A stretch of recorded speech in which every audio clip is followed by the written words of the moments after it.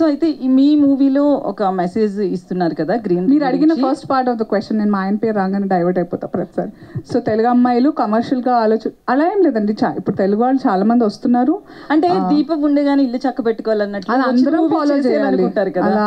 అది సినిమాల్లోనే ఎందుకు, ఇప్పుడు నాకు ఒక సినిమాలో మంచి కొన్ని డబ్బులు వచ్చాయి, దాంతో నేను ఇంకేదైనా ఇన్వెస్ట్మెంట్ చేసుకుంటా. ఆ దీపం నేను అక్కడ పెట్టుకుంటాను. ఇక్కడ ఎందుకు నేను పాడు చేసుకోవాలి, ఓవర్ఫ్లో చేసుకుని. ఇప్పుడు దీపంలో ఎక్కువ నూనె పోస్తే కూడా పోద్ది కదా.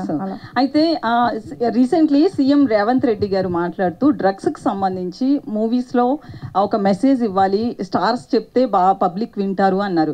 సో మీ మూవీ చూస్తే కనుక గ్రీనరీకి సంబంధించి మీరు మీ మూవీ నుంచి రేవంత్ రెడ్డి గారికి ఒక మెసేజ్ ఇస్తున్నట్లుగా అనిపిస్తుంది. ఎందుకంటే గ్రీనరీని ఇంతకు ముందు ప్రభుత్వం, కేసీఆర్ ప్రభుత్వం కొంతవరకు పెంచడం జరిగింది. సో మీ సినిమా నుంచి రేవంత్ రెడ్డి గారికి ఇండైరెక్ట్గా మెసేజ్ ఇస్తున్నట్లు అనుకోవచ్చా? రేవంత్ రెడ్డి గారు మన సొసైటీలో భాగమే కదా, అందరికీ ఇస్తున్నాం మెసేజ్, మాకు కూడా ఇచ్చుకుంటున్నాం. గుర్తు తెచ్చుకోండిరా మీరు. మా ప్రొడ్యూసర్ డైరెక్టర్ గారు ఈరోజు మా అందరికి కూడా పూలతో చెట్ల తోటలు గిఫ్ట్గా ఇచ్చారు. So it reminded me definitely, oh my God, I have to have more greenery in my house. అందరికీ రేవంత్ రెడ్డి గారనే కాదు, ఆయనకి. అంటే ఇఫ్ యూర్ థింకింగ్ అందులో వెతికి పోయిన గవర్నమెంట్ అవన్నీ ఏం లేదండి. మనకి చెట్లు అంటే ఆ గవర్నమెంట్ అంటే చెట్లు నాటమని పీకేసుకుందామా? కాదు కదా. వాళ్ళు నాటారని చెప్పి ఇప్పుడు పీకేద్దామా ఏంటి? లేదుగా, మనకు కావాలి చెట్లు అనేవి ఎప్పటికైనా.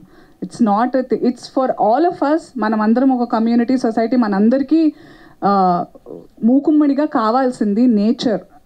బిల్డింగ్స్ ఉంటే సరిపోవు, nature is very important. At least let's progress, మనం డెవలప్ అవుదాం. ఇప్పుడు యూఎస్ వెళ్తే వావ్ ఎంత బాగున్నాయి రోడ్స్, బిల్డింగ్స్ భలే ఉన్నాయి, స్కై లైన్ బాగా అనిపిస్తుంది. Today I enjoy. నేను ఓఆర్ఆర్ నుంచి వస్తున్నప్పుడు అరే హైదరాబాద్లో కూడా స్కై లైన్ ఉంది, రాత్రి అయితే మంచి భలేగా అనిపిస్తుంది. I like it. But we have to learn to balance. ఒక్కొక్కళ్ళది ఒక్కొక్క యుద్ధం. నాదొక యుద్ధం ఈ ఇండస్ట్రీలో ఉండి సాధించాలి మనం, అంతే.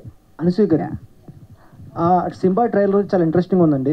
సో ఎన్విరాన్మెంట్ గురించి మీరు టచ్ చేశారు మూవీలో. సో ఇటువంటి ఎన్విరాన్మెంట్ గురించి ఆల్రెడీ మూవీస్ వచ్చినాయి. అంటే ఇప్పుడు ఫర్ ఎగ్జాంపుల్ తీసుకుంటే అరణ్య అని మూవీ వచ్చింది రానా దగ్గుబాటి గారిది. సో ఆ మూవీ కూడా ఎన్విరాన్మెంట్ గురించి చెప్పారు.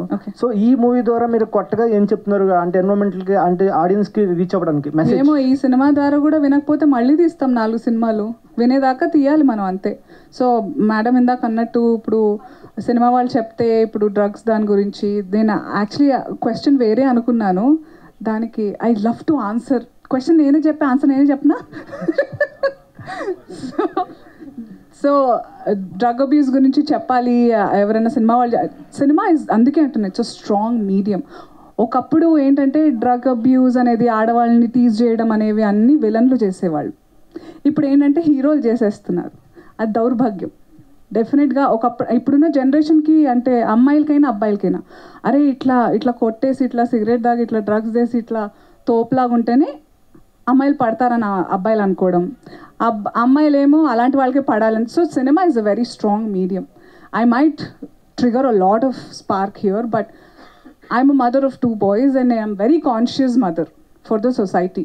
సో చాలా ఇంపార్టెంట్ ఎవరి చూపించాలి సినిమాలో, అన్నీ ఉండాలి. ఇప్పుడు కబీర్ గారి విలన్, ఆయన నా గొంతు పిసికారు ఇప్పుడు ట్రైలర్లో, అలా అని చెప్పేసి రియల్ లైఫ్లో పిసుకుతూ పోతారు. ఆయన విలన్ అని మనకు తెలుసు, అలా చేయకూడదని మనకు తెలుసు. అలాంటి క్లారిటీ ఉండాలి సినిమా మేకింగ్లో.